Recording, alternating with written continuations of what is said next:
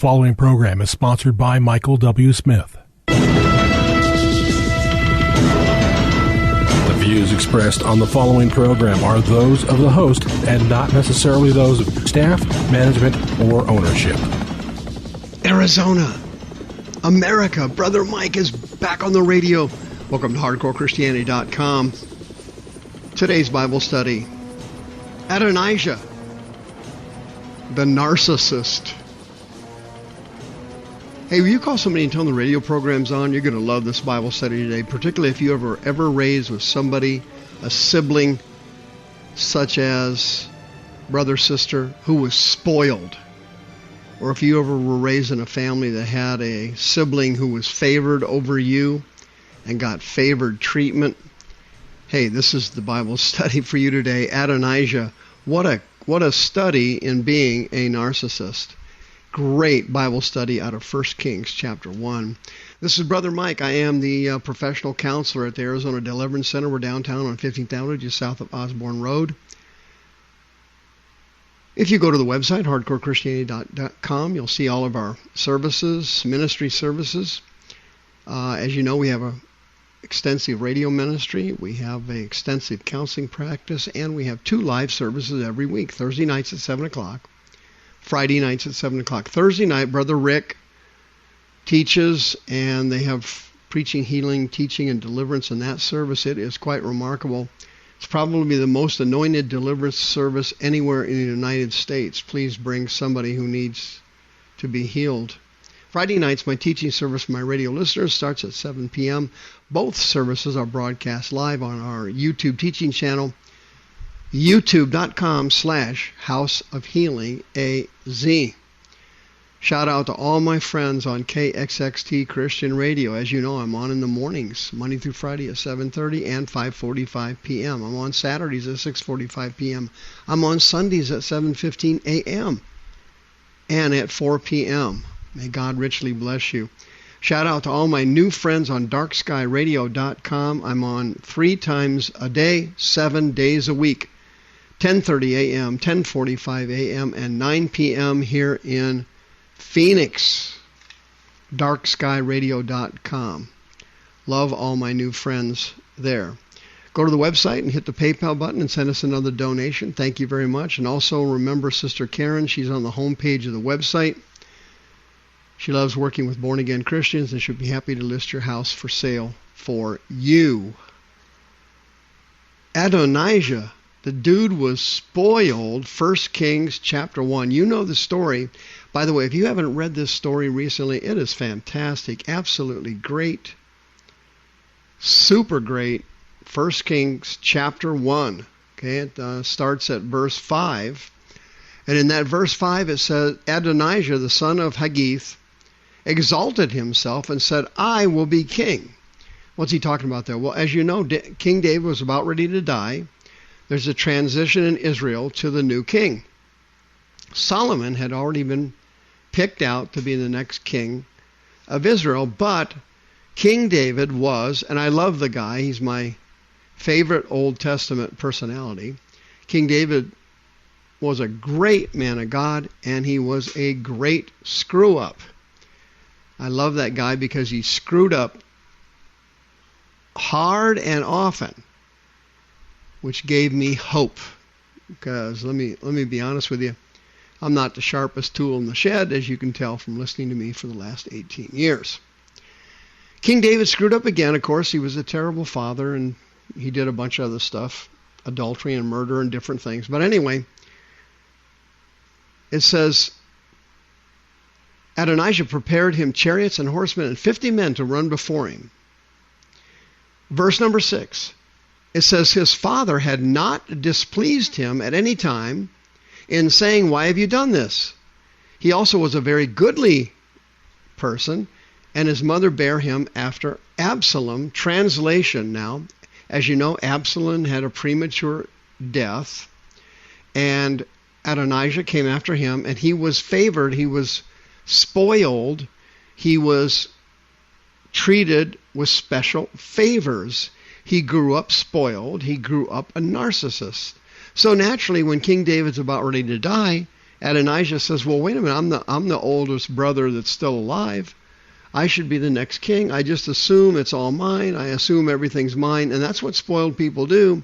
They just assume everything is there. So a group of people went with Adonijah and supported him, as you know. And then another group of people would not support him, and they stayed on the side of King David. But King David would never say no to the kid, because he was favored and because he got special treatment because Absalom had a terrible death, as you know. And so they treated him with special favors, and he was spoiled. They would never say no. That's what it says. 1 Kings chapter 1, verse 6. Typical spoiled brat in the family. But this time, it almost cost him his life. You know the story. He exalted himself as king. He did not wait for the Lord to do it. He got ahead of God, and spoiled people routinely do that. They get ahead of God. They get ahead of God's plans for their life. They get ahead of God's purpose for their lives by making a series of spoiled assumptions. When you're spoiled, you make a lot of assumptions, and all those assumptions you make go in your favor. Well, you heard what happened, and you remember what happened. Bathsheba heard about it, and so did David's people. So, of course, they ran to King David, and they told him, hey, Adonijah appointed himself king. Well, King David said, hey, that's not going to work. Solomon is to be the next king. God already chose Solomon. And so Bathsheba went behind the scenes and got Adonijah booted out and got Solomon put in. She made sure he got his kingdom. After this happened, after Solomon was promoted to be king of Israel, Adonijah, as you know, retired. He ran for the hills, and in fact, he ran to the tabernacle, and he grabbed a hold of the horns of the altar, and that was a symbol of mercy and salvation. When someone was being persecuted unto death, they would run to the horns of the altar, hoping for Yahweh or Jehovah to have mercy on their souls. He did, and King Solomon gave him a break and said, if he behaves himself and he lives right, hey, I will let him live. I will let him live. And so that's what happened. Adonijah spoiled again. He got another break. Got him another break. And his life was saved. Solomon gave him a break. Well, later on, you know the story.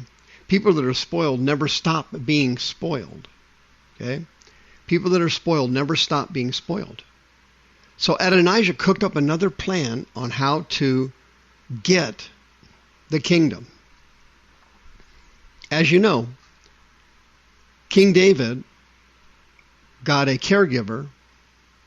She was a class 1 knockout.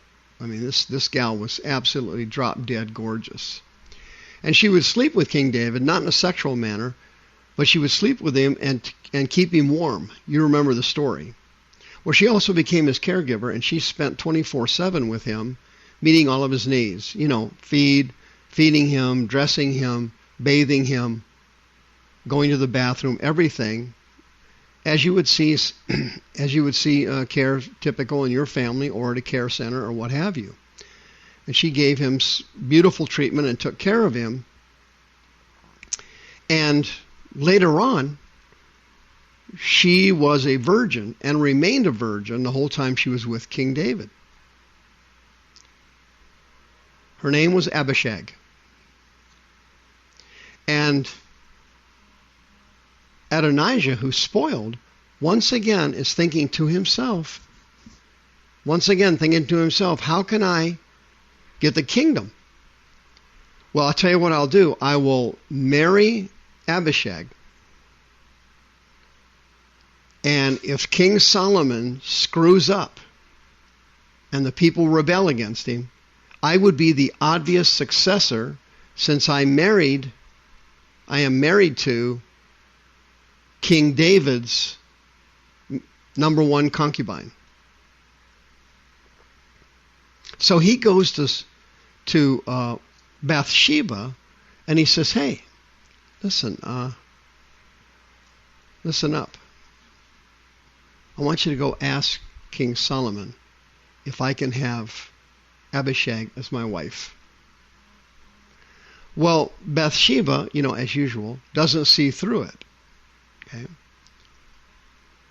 So she goes to Solomon and she asks him, let Abishag be given to Adonijah, your brother, to wife. King Solomon says to her, this is in chapter 2, verse 22, why are you asking for this? Did he also ask you to give him the kingdom as well? He's my oldest brother. He said also, King Solomon said, now at this time, remember, Solomon was the wisest man on the face of the earth. He had been given the supernatural gift of knowledge and wisdom. He says, is Abiathar the priest and Joab part of it as well? And they were. King Solomon saw right through it. Bathsheba didn't see anything, okay? Bathsheba did not see a thing. She was like Eve. She was just completely deceived, totally fooled. And King Solomon goes, hey, I got to get rid of these three because they are going to subvert the nation of Israel and they're going to try to steal my kingdom. You know what happened, right? He had his brother killed. He was executed. And he got rid of the other two. Remember the story? Yeah. Joab was executed. And the priest was banished. And he got rid of all three of them. But don't you see the power of the demons of greed and self-righteousness? Solomon's brother could not get away from it. He was raised spoiled. He was a self-centered, self-absorbed person. And these narcissistic spirits had taken him and eventually cost him his life. If you're a Christian and this story rings a bell with you, you're eligible for free counseling services at the Arizona Deliverance Center, 602-636-5800. Please come get help now, because if you let spirits of greed and covetousness and narcissism stay in your body, they will kill you. The views expressed on this program are those of the host and not necessarily those of staff, management, or ownership. This program was sponsored by Michael W. Smith.